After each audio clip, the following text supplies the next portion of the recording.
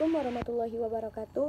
Perkenalkan, nama saya Mutia Yohana dengan NIM 2102654, Prodi Informasi Perpustakaan dan Kearsipan. Baiklah, pada kesempatan kali ini saya akan melengkapi tugas mata kuliah yaitu skema klasifikasi arsip. Pada kesempatan kali ini kita akan membahas tentang perancangan skema klasifikasi arsip. Dalam merancang skema klasifikasi arsip terbagi 7 rancangan. Yang pertama pemberkasan arsip, yang kedua menyiapkan peralatan, dan yang ketiga cara menentukan kode klasifikasi baik klasifikasi fasilitatif dan substantif, dan yang keempat membuat daftar tabel, dan yang kelima penulisan nama indeks atau indeks relatif, yang keenam penempatan di dalam map dan rak, dan yang ketujuh penemuan kembali arsip.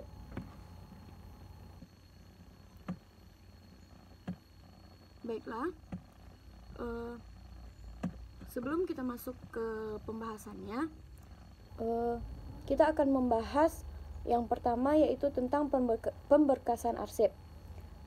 Sistem pemberkasan arsip adalah suatu cara atau metode untuk menyimpan secara sistematis ke dalam kotak berkas sesuai atau menurut aturan yang direncanakan dan proses penentuan indeks atau kode penyusunan dan penempatan arsip dengan cara yang tepat dan mudah untuk ditemukan. Tujuan pemberkasan arsip yang pertama yaitu ketepatan dan kecepatan dalam penemuan kembali, yang kedua mengantisipasi kehilangan dokumen, yang ketiga efisiensi dan dalam penggunaan ruangan dan peralatan, dan yang keempat mempermudah dalam penyusunan.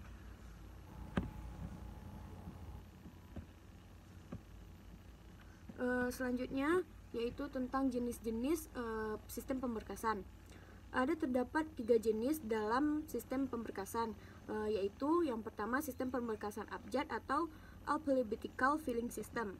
Merupakan sistem penyimpanan arsip yang dibuat sesuai dengan urutan abjad mulai dari A sampai Z dan digunakan dalam nama orang, nama badan atau instansi, nama wilayah, urutan kamus, dan lain-lain. Yang kedua, sistem pemberkasan angka atau numerical system, yang terdiri dari angka urut, kronologis atau urutan waktu, dan yang ketiga, sistem pemberkasan subjek atau subject filling system.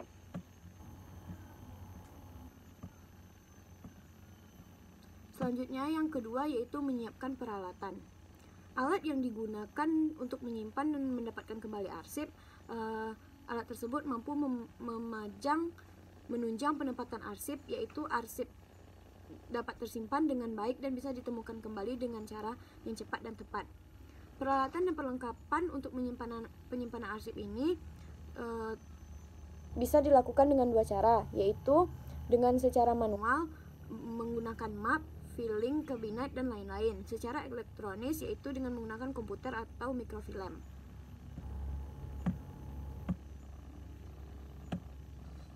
Contoh peralatan yang digunakan secara manual yaitu yang pertama filling cabinet, lemari arsip yang berfungsi menyimpan secara vertikal atau berdiri yang terdiri dari 4 laci seperti gambar yang tertera pada PowerPoint di atas. Selanjutnya yaitu rak arsip. Alat untuk menyimpan arsip secara literal atau menyamping, bisa juga disebut dengan memanjang, yang sudah diberi label pada masing-masing kelompoknya untuk mempermudah penemuan kembali. Dan yang ketiga yaitu roll opaque atau rak bergerak. Lemari arsip dorong ini menyimpan dokumen dengan kapasitas besar yang digerakkan secara manual atau secara mekanik. Dan yang keempat folder atau map. Map ini digunakan dalam dokumen yang tidak terlalu banyak dari kertas atau plastik.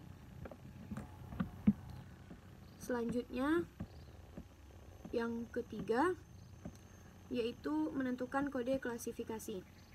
Kegunaan kode klasifikasi arsip yaitu sebagai berikut. 1. Untuk membedakan unsur, yang kedua untuk menentukan kode klasifikasi arsip. Unsur-unsur kode pada arsip terdapat 3, yaitu unsur huruf, angka, dan penggabungan huruf dan angka. Dalam menentukan kode pada arsip dilakukan melihat terlebih dahulu melakukan pemberian kode sesuai klasifikasi arsip.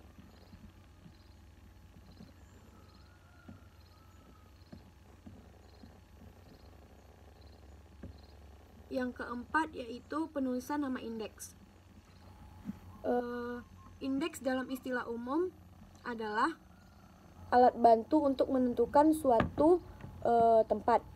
Kegunaan indeks ada dalam arsip yaitu mengelompokkan arsip supaya tidak tercampur dengan arsip lainnya dan disimpan dengan kode dan kegiatannya ke dalam suatu berkas, serta berguna sebagai sarana prasarana untuk ditemukannya kembali arsip.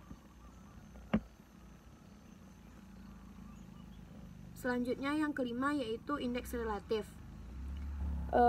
Indeks relatif merupakan alat yang digunakan untuk mengatur dan untuk menyusun dan mencari arsip. Baiklah, ini adalah salah satu contoh arsip ijazah universitas atau perguruan tinggi, yang dimana Kementerian Riset Teknologi dan Pendidikan Tinggi Universitas Negeri Padang. Arsip ini termasuk ke dalam klasifikasi substantif karena arsip ini termasuk tugas pokok utama dalam perguruan tinggi. Ijazah perguruan tinggi diberi kode PP, PP perkuliahan atau penyelenggaraan pendidikan, PP 00 administrasi penyelenggaraan pendidikan, PP 01 kemahasiswaan, PP 02 prasarana dan sarana akademik, PP 03 ijazah dan transkrip nilai, 00 ijazah, 01 transkrip, 02 keterangan lulus sementara, 03 legalisir. Klasifikasi pada arsip ijazah perguruan tinggi Universitas Negeri Medan PP 0300 yaitu berdasarkan PP perkuliahan atau penyelenggaraan pendidikan, PP 03 ijazah dan transkrip nilai, P00 ijazah.